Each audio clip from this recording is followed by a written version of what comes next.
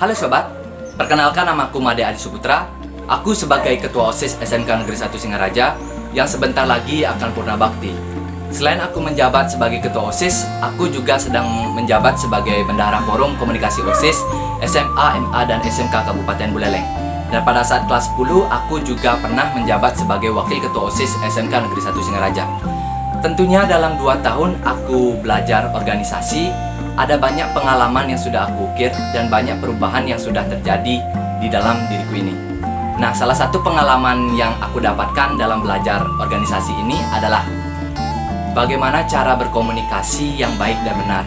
Pada saat aku menjadi calon pengurus OSIS, aku dituntut untuk bisa berkomunikasi dengan orang, bisa berbicara di depan umum, bisa untuk berkomunikasi yang sopan kepada guru, bisa berkomunikasi yang baik kepada teman. Nah, dari cara berkomunikasi ini menjadi kebiasaan di dalam diriku sendiri. Nah, untuk pengalaman yang kedua yaitu aku belajar time management atau manajemen waktu.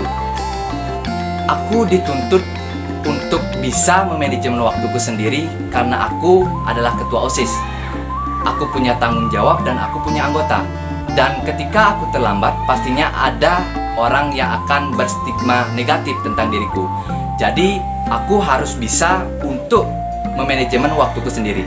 Nah, caraku untuk memanajemen waktu adalah menganggap bahwa hari ini adalah untuk masa depan dan masa lalu adalah untuk belajar, mengambil hal positifnya dan membuang hal negatifnya. Nah, untuk kesehariannya sendiri, aku jika tidak belajar luring ataupun daring atau tidak ada kegiatan organisasi yang ke sekolah, aku bangun jam 6 pagi, di mana pertama aku akan searching dulu. Setelah itu aku akan membaca buku sekitar 30-45 menit, yang dimana buku yang akan aku selesaikan sekarang yang berjudul Atomic Habit.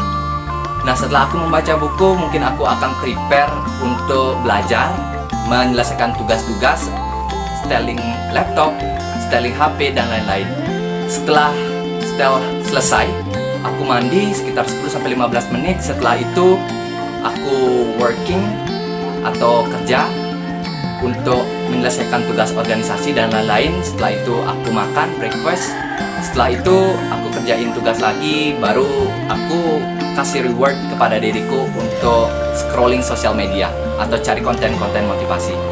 Di jam 4 sore sampai jam 6 sore, aku biasanya searching atau melakukan yoga untuk mengasah ketenangan diri. Setelah itu aku akan mandi, setelah itu jam 10 mungkin aku akan tidur, seperti itu. Itu adalah sebuah time management yang dimana anak muda harus bisa mengaturnya. Ketika time management sudah menjadi kebiasaan, itulah yang akan membuat kita terdorong untuk melakukan hal-hal positif. Itu yang aku pelajari selama aku menjadi pengurus OSIS di SMK Negeri 1 Singaraja. Yang ketiga adalah cara untuk memanajemen orang, cara berkomunikasi, di mana kita harus tahu intuisi harus memiliki rasa intuisi untuk tahu apa kebutuhan anggota-anggota kita atau apa kebutuhan dari teman-teman seorganisasi kita. Ketika kita tahu apa kebutuhannya, kita akan mudah untuk bisa melakukan improvisasi diri, bisa untuk melakukan perbaikan. Apa yang kurang kita buang dan apa yang menjadi kelebihan itu kita jadikan kebiasaan. Itu 3 hal yang sangat dominan yang aku pelajari di semasa aku menjadi pengurus OSIS di SMK Negeri 1 Singaraja.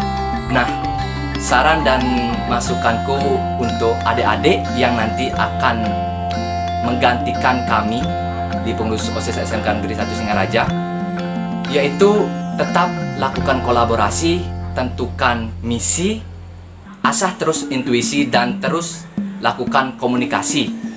Karena di organisasi adalah tempat untuk belajar, tempat untuk mencetak pengalaman.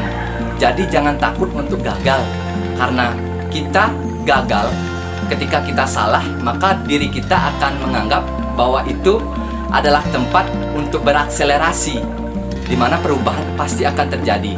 Jadi untuk adik-adik yang masih takut untuk belajar organisasi sekecil apapun, sebesar apapun, jangan khawatir lagi, karena organisasi adalah tempat untuk belajar.